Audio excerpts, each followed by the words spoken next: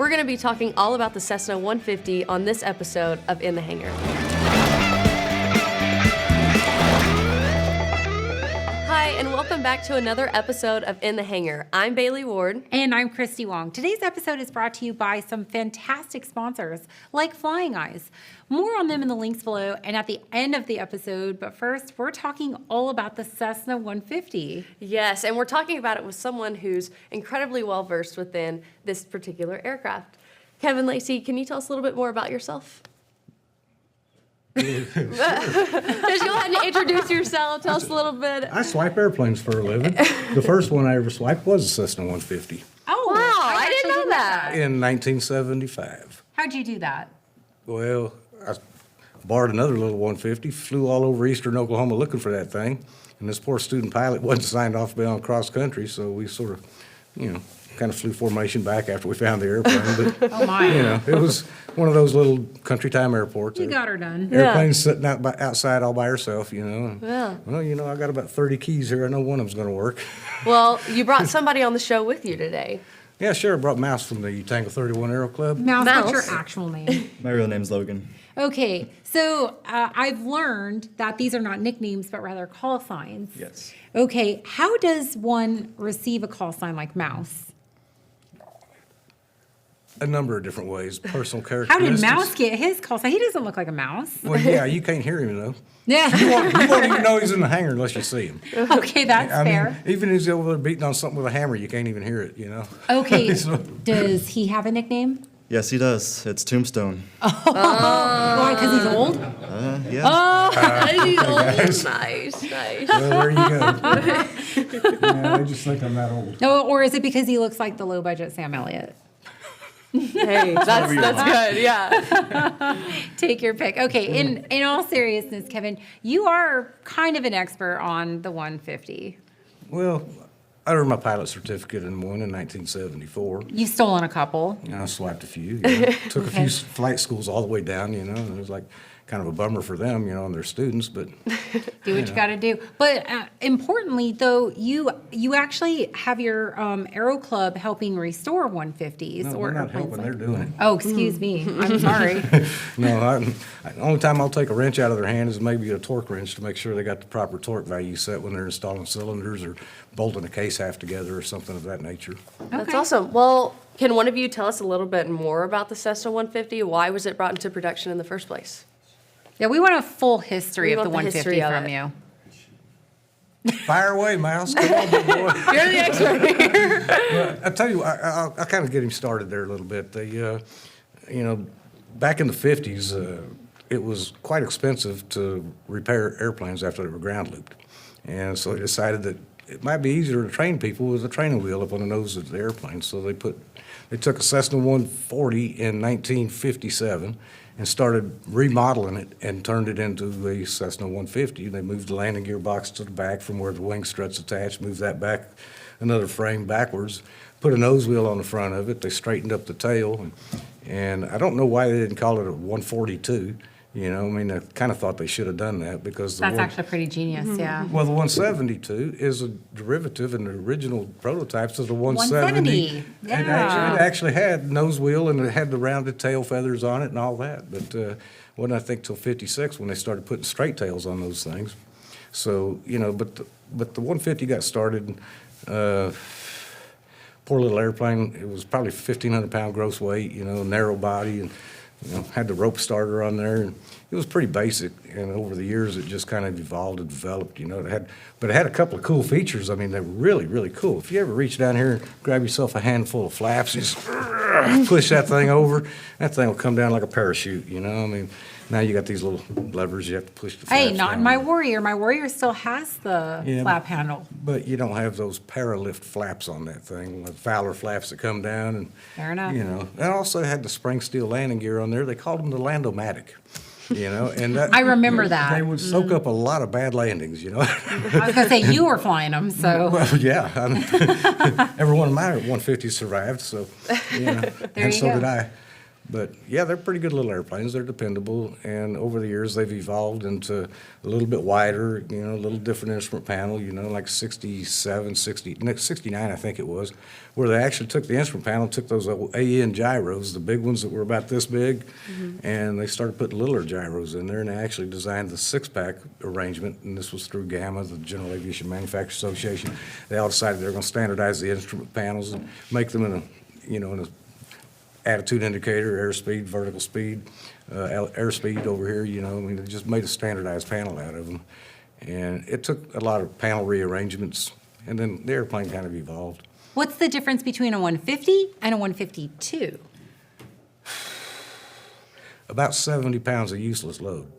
Useless or useful? Well, you see what they did in 78, I believe it was. They came along and decided they wanted to, they decided that we were getting a little too portly here in the U.S. And the average person was no longer 160 or 170 pounds. They're more like 190 or 200. So they thought they were going to put that little Lycoming 0235 L2C motor on the front of it. Well, that thing didn't work out so well, and they had to put a 24-volt battery in it. So everything they did to the airplane, they just upped the weight of the airplane, and then the useful load, we just have, so they only had 70 pounds of useful load on the airplane, but they used most of it up in the accessories they put on it that they needed for it. So I really never did like that old L2C motor on there because it required every 50 hours to pull the valve covers. Ew. Yeah, and set the valves, the valve clearances. Why would anybody do that? They did not put hydraulic lifters in the valves on that thing. But at the time, I was a director of maintenance for a little flight school down at Love Field, and I was so irritated because it added about almost 3 hours to a 100-hour inspection. You had to pull the prop off to get the nose bolt off so you get to the front left cylinder on the engine so you could get the valve covers off and set the valves on it. And I never did like that combination. It was only 110 horsepower, and it needed every bit of that anyway, so. But they widened up the fuselage a little bit, and they put the little flap lever down here where you got the little pre-positioned flaps. And I wasn't too keen with that. I think, in my opinion, the 76M model or 77M model, the last two in the series, I think those were the best ones that they built. Now, I actually did my spin training in a 150 aerobat, and that was a lot of fun. You had to use an aerobat? Yeah, I used a 150 aerobat. Yeah. Well, you can spin a 150. Oh, well, I believe you can. Well, no, you can. I mean, it's certified for Oh, it. you can spin a lot of things, I'm sure. Yeah. I think But- I've seen somebody else's airplane upside down once, too. Oh my. Okay. That's fair. But the 150 aerobat, what were the differences between like just the 150 and 150 aerobat? Wait. Okay, that's fair. Well, no, they had to add thicker skins on some part of the airplane, and I built one of them once, and I think the riveting was double the rivets that they used to have in the airplane originally. And then you got the pop-off doors too. You got a little deal where you pull the doors, and they got pins. And the skylights? Well, yeah, the skylights were kind of standard in some of the later models, the 72, 71 you could get skylights in them. Oh, okay. And that was kind of a mistake, in my opinion, where they put the tube steel landing gear on them in 71, 72, right in that area. And that took away the nice, cushy spring steel landing gear and that Landomatic stuff on there. It really kind of ruined it, in my opinion, but it did make the airplane sit down lower. In the cockpit, you sat down much lower. It gave you more room for that. And some of these poor little people like Miss Ponytail at the Aero Club and Little Thunder, they can't see over the glare shield. They're taxiing around going, ah. So you had to get booster seats and what have you, but that's okay. And the Aerobat, it had the same engine as the original Cessna 150, but the structure was increased to support the G-loads. So the Aerobat can actually support up to 6 Gs, while the 150 is only 4.4. Oh, that's Wow. interesting. What's your favorite model of the 150 or 152? Probably the one I fly, just because I have the most experience in it. That's fair. Which one do you Which is fly? what? It's the M model. So M model. We have a 75 model and a 76 model. Okay, so tell us a little bit more about the M model. So I believe the M model had an increased rudder surface area for more crosswind control. And the avionics were also changed a little bit from the previous models. But again, I only know from the M model, so Kevin knows a lot more than I do. Yeah, he's doing pretty good at it. Yeah, no, that's fair. So do you actually have your private pilot certificate now? do, yes. That's awesome. And you got it through the club? Yep, and I originally trained on the 150s, and that's how all of our pilots are going to train. So the 150 is a great trainer because it's reliable and it's forgiving, but it also teaches you how to fly the airplane, have great stick and rudder skills. So one great thing about it is the 40 degrees of flaps. So if you see yourself high on approach, you could put 40 flaps in, you could slip it, and that will, as Kevin says, come down like a parachute, basically. It's really impressive, and it scares my passengers sometimes. Which is always If you're fun. doing it right. Yeah. Yeah, if you're doing it right, you scare your passengers. Yeah, that's prerequisites here. Okay, so I want to shift our focus just a little bit more towards you. So I hear you're the 150 specialist. What makes you the specialist? Well, I think it's just because I've had the longest time in the club so far, and when we fly the airplanes, we also get to work on them, and that shows you both worlds of everything. So when you're flying and maybe something feels off, you can start thinking about, what could that be? Like when you get on the ground, you can start looking at things, start inspecting. It brings a lot of overall knowledge to everything. That's awesome. That's something I wish I had when I was pursuing my license, because I also got mine about the same time that you guys are getting yours, and that's never something that I had access to, you know? So, Yeah. I mean, I always possessed like a sincere interest for learning more about like the mechanics of it all, but I never truly like fully understood. So I think that's awesome you guys are doing that. And the 150 is simplistic enough, but also complex that you learn a whole lot. And you can use the 150 as like a building block into more advanced and complex planes. That's amazing. Why did Cessna stop making the 150? They stopped making them in the 70s, right? People are too fat.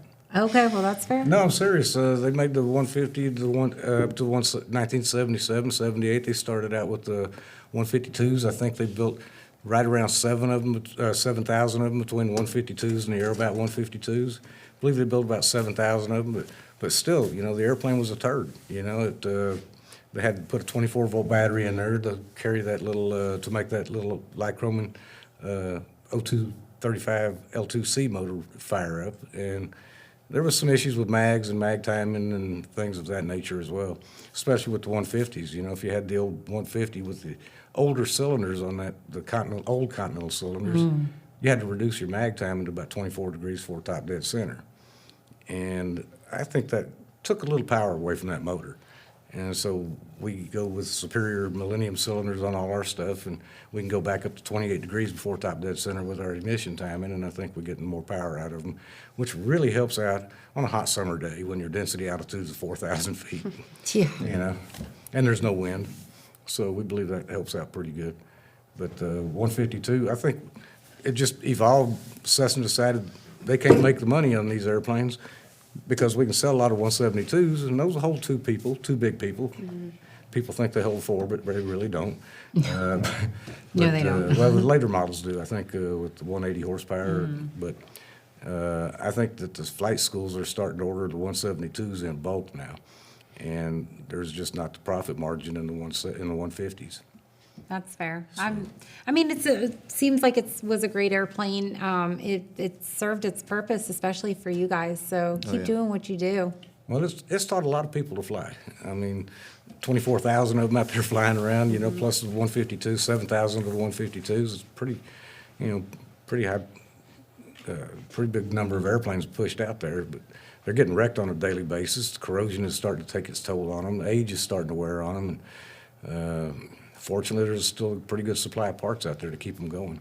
Oh, that's great. Well, thank you guys so much for coming on to talk about it. I could tell you're very passionate about it, so thank you so much. All right, you guys, we'd like to take a moment to thank our sponsors like Flying Eyes. All for your Flying Eyes needs, go to flyingeyesoptics.com. You can use our discount code, taking off, all caps, one word, for 10% off. We've got Colton Mortgage, coltontakingoff.com, clemensinsurance.net for your airplane insurance need. You definitely need some insurance. Need a lot of it. Z-Vision are the brightest landing lights out there. 67 designs, your camera mounts and your phone mounts for your airplane and your car. Marshall Protective Services, and I think I you got got them all. think Dan you would be got them, so proud of yes. me. And of course, we'd like to thank you guys for watching our show. Please help support our channel. You can like, subscribe, and share our content to do that. Thanks, everybody. We'll see you next time. In the hangar.